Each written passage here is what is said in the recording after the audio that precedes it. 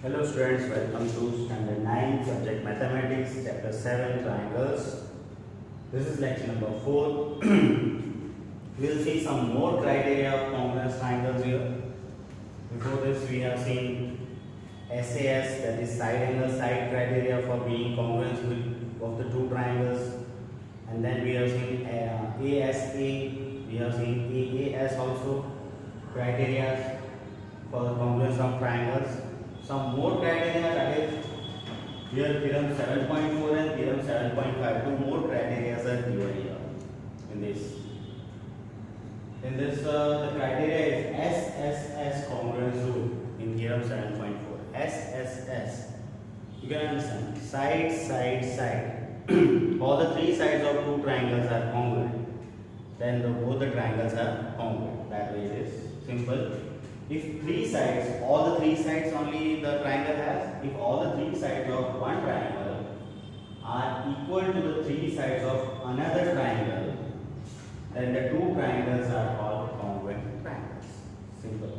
If we are showing all the three sides of one triangle equal to all the three sides of the other triangle corresponding, then that two triangles are called congruent triangles. Next is theorem 7.5. is the criteria of RHS congruence rule. RHS stands for right angle, hypotenuse and side. So if in two right triangles, if two right triangles we are writing, that means we are telling about the right angle triangle. In right angle triangle, you know that one right angle will be equal. So about angle we are not mentioning after that, because in right triangle one angle will be the right angle and the right angles will be equal. So if in two right triangles in which two angles will be equal, that is of 90 degree, and the hypotenuse and one side of one triangle, in one triangle we have to see hypotenuse and one side of triangle are equal to the hypotenuse and one side of the other triangle, then the two triangles are congruent. If two right triangles are given, that means right angle will be equal and their hypo is also equal and one side is also equal. Then both the triangles are called congruent triangles.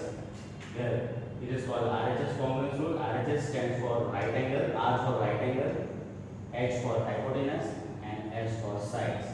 If all these three things in one triangle, right angle, hypo and side, are equal to the other triangle, right angle, hypo and side, then both the right triangles are called congruent triangles. This is the rule. So we will use this in some next coming examples, SSS and RHS. So example 7 we have AB is a line segment. P and Q are points on the opposite sides of AB such that each of them is equidistant from the points A and B. Then show that line PQ is perpendicular bisector of A. This is the question. We will first show this situation in figure. So AB is a line segment that is given. We have drawn here. P and Q are on the opposite sides of AB. So P on AB, this is one of the side above AB and below AB is the another side, opposite side. So P and Q points are on opposite sides of AB, that is P and Q are on the opposite sides of AB. If P is taken on upside of AB, then Q is taken on downside of AB. So opposite sides of AB, the P and Q points are. And they are also such that each of them equidistant from point A and B. P is also equidistant from A and B, that is PA equals to PB. So this way the sign is shown here. And Q is also equidistant from AB. So Q is also equidistant from AB. That is QA equals to QB is given by this sign we have shown. QA equals to QB is given. Now what we have to do? Now we have to show that this line PQ is perpendicular bisector of AB. Perpendicular bisector of AB. That's this we want to show. So in solution, the figure is we have drawn according to the question. Now data is given, what is given? given is that P and Q points are equidistant from A and B, that is PA equals to PB and QA equals to QB. This is given. To show, what we want to show that PQ is perpendicular on AB, so that is PQ perpendicular on AB, this is perpendicular sign, as well as PQ is bisecting the AB also, and PQ bisects AB.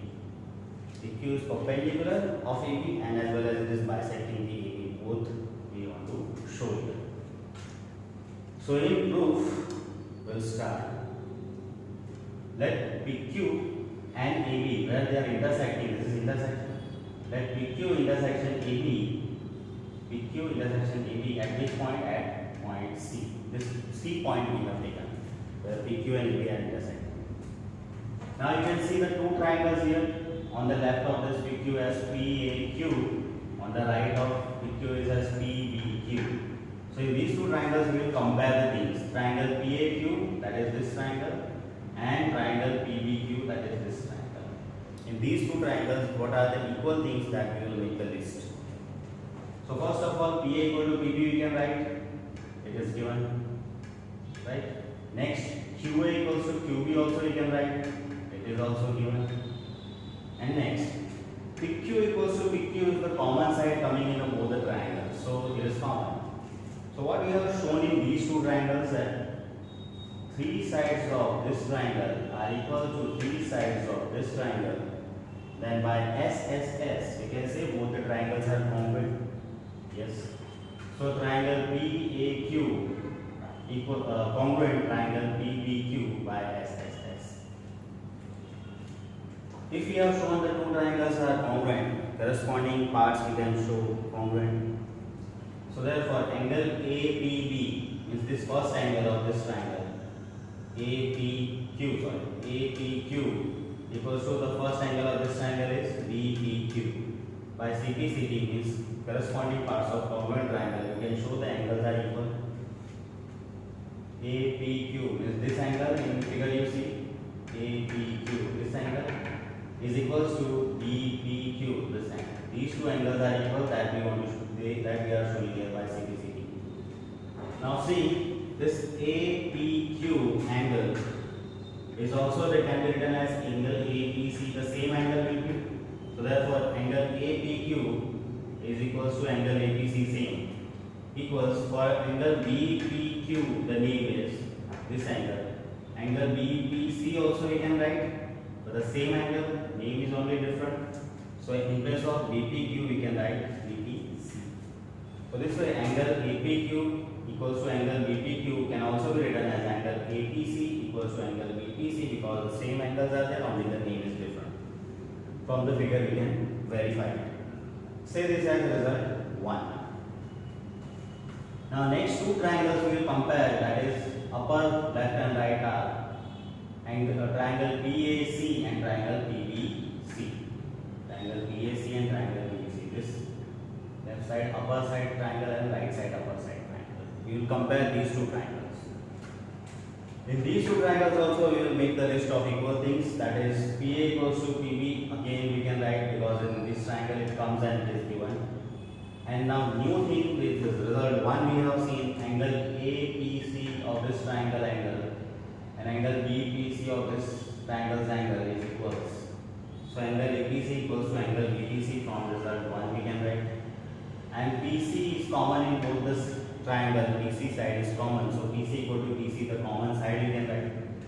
So what we have shown here, side angle side, side angle side. By that, the triangle PAC congruent triangle PBC we can write because of side angle side. Now in these two triangles the corresponding parts are congruent we can show because of congruent triangle. So second side of this AC equals to second side of this BC. We can write by CPCT. AC equals to BC we have shown.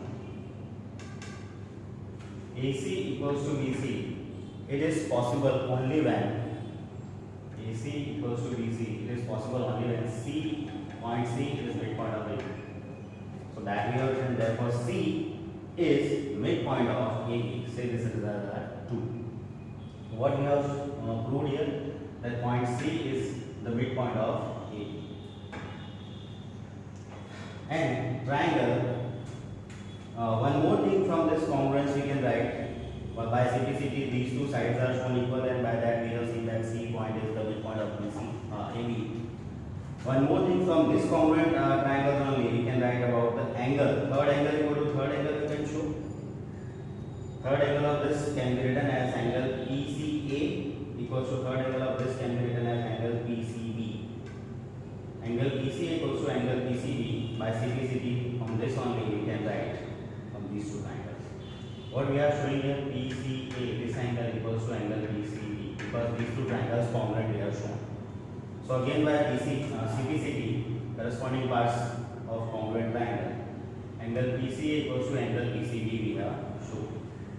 Now, if you see carefully these two angles, angle PCA and angle PCB, making the linear parangles, and linear parangles are always supplementary. The sum of these two will be 180. So that we have shown. Also, angle PCA plus angle PCB, these two angles equals to 180 because of linear parallel. Now, in this we have seen that angle PCA equals angle PCB. These two angles are equal, and these two angles sum is 180. Both the angles are equal, and both the angles sum is 180. So any one angle's double will be the 180.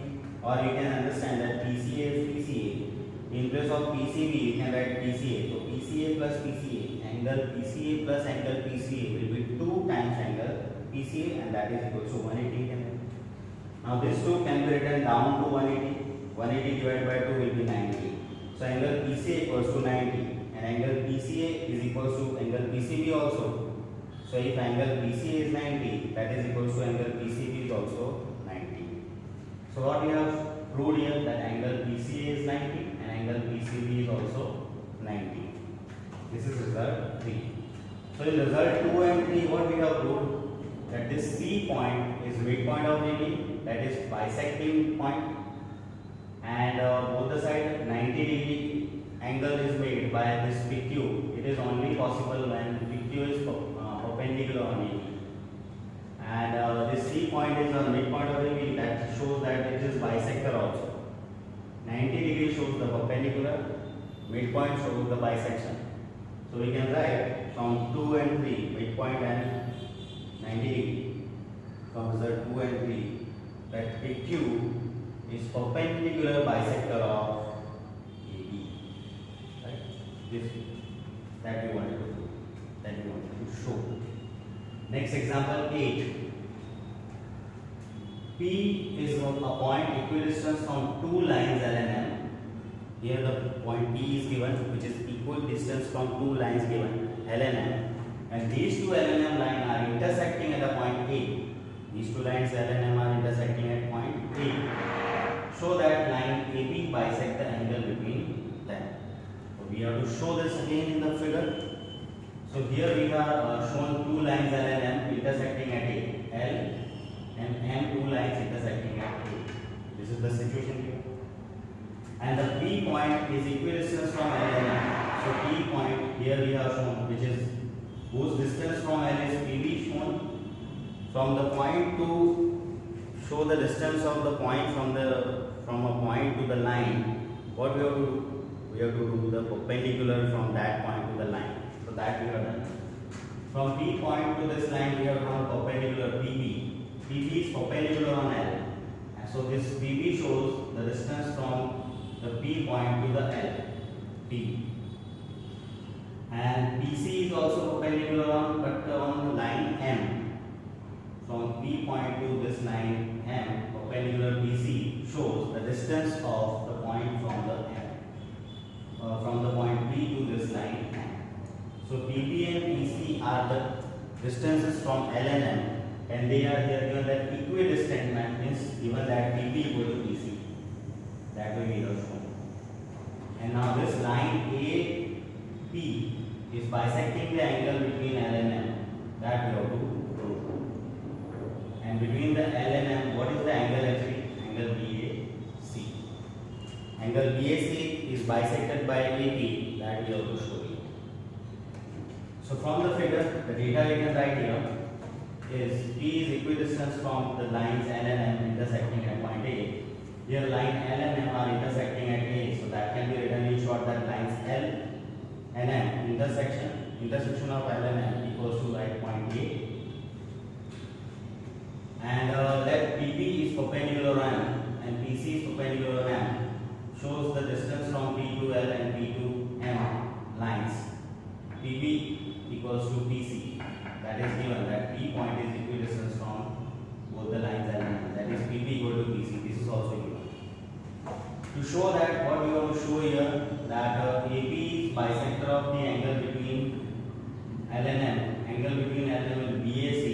If AP is bisecting this angle, that means angle PAB equals angle BAC, we have to show.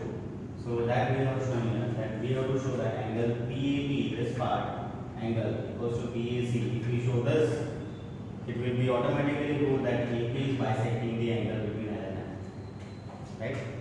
So that's why to show here we have to show that angle PAB equals to angle BAC. To show this, we have to take these two triangles only. In triangle PAB and in triangle BAC, we will compare the things. So in PAB and PAC, angle PBA equals to angle PCA. Angle PBA, this angle, equals angle PCA, you can write, because of perpendicular drawn on both and perpendicular making 90 degree. It is given also the distance.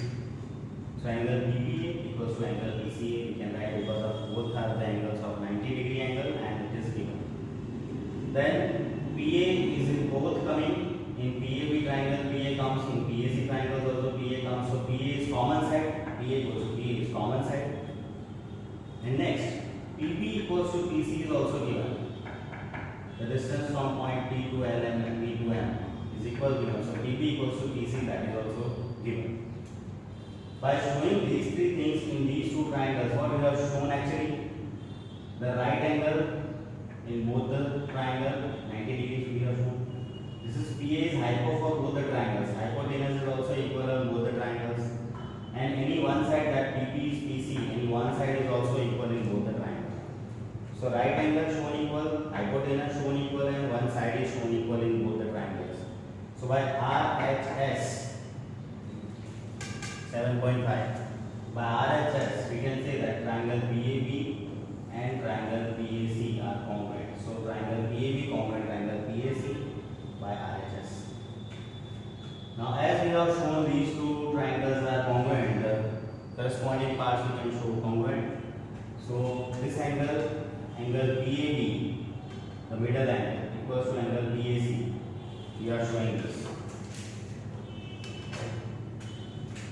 PAB this angle and BAC this angle. These two angles we have shown equal. When these two angles will be equal, that means this AP is bisecting the angle between L and M. So therefore, we can write that the line AP bisect the angle between L and M. That we wanted to prove. AP bisect the angle between them. Between the lines L and M. So very simply we have proved. In example 7 we use the SSS. In example 8 we have used the RHS congruence rule. And these are the rules which will be in the exercise 7.3 questions.